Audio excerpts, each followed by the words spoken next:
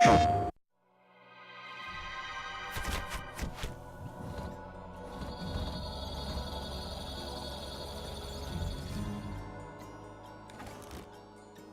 see there being two big benefits to being a small, independent developer. One of them is that you get to, and they're related actually, right?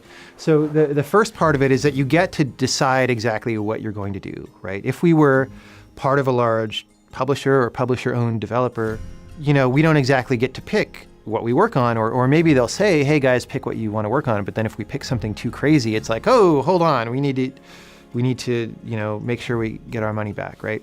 So the first part of it is that we can pick anything. The field of what's possible in games is so large that we can sort of cast our fishing rod out into an area that nobody else is even looking at. Our new game, The Witness, is like that. The second half is that with that independence that we have and that ability to be free in what project we choose, we also have the freedom not to have to make a huge profit if we don't need to. I would definitely like to make our money back on this game, and I would like to make a profit on it, but it's not actually the number one priority, right?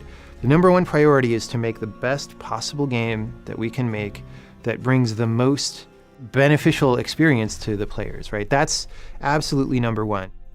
For a while, we had been generally interested in being on the next Sony console, so we kept up relations with people at Sony, and at some point those discussions naturally turned to, hey, we're going to have a mini preliminary dev conference soon.